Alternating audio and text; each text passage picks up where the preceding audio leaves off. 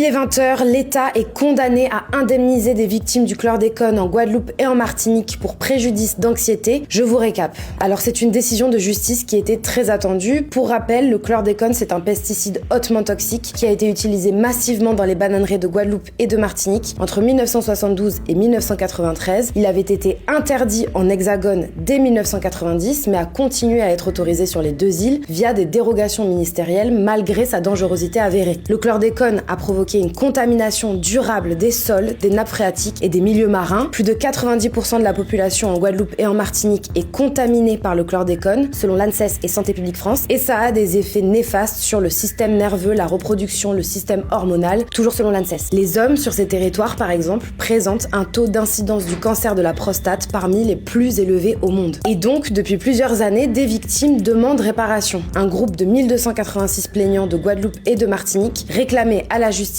une indemnisation au titre de préjudice d'anxiété pour avoir été exposé au chlordécone. Ils dénoncent le fait de vivre avec l'angoisse qu'un cancer soit détecté, de consommer au quotidien de la nourriture empoisonnée et que tout cela continuera de peser sur les prochaines générations. En juin 2022, le tribunal administratif avait reconnu en première instance les négligences fautives des services de l'État, mais les demandes d'indemnisation avaient été rejetées. Les associations de victimes du chlordécone avaient fait appel et ce mardi, la Cour administrative d'appel de Paris vient finalement de confirmer que l'État a commis des fautes en accordant des autorisations de vente d'insecticides à base de chlordécone. Elle condamne l'État à réparer les victimes seulement si le préjudice moral d'anxiété est démontré. Elle estime qu'une dizaine de personnes ont présenté des éléments suffisants comme des dosages sanguins ou des analyses de sol qui permettent d'établir une exposition effective et un risque élevé de développer une pathologie grave. Sur le groupe, 11 des plaignants vont donc recevoir entre 5 000 et 10 000 euros. Pour l'un des avocats des plaignants, Christophe Léguevac, c'est une victoire, même s'il regrette la décision de n'indemniser qu'une dizaine de personnes. Pour le sénateur de Guadeloupe, Victorin Lurel, c'est une étape considérable franchie qui permettra de continuer le combat pour reconnaître et indemniser toutes les victimes du chlordécone. Le député de Martinique, Marcelin Nadeau, s'est lui dit très content de cette avancée, mais en étant très conscient de tout le travail qui reste à faire, parce que la lutte contre les effets du chlordécone se poursuit au quotidien, notamment avec des dispositifs comme des analyses du sang et des sols gratuites, des contrôles des aliments et de l'eau potable et des actions de sensibilisation. Mais plusieurs travaux scientifiques estiment qu'il faudra plusieurs décennies pour que les îles soient décontaminées.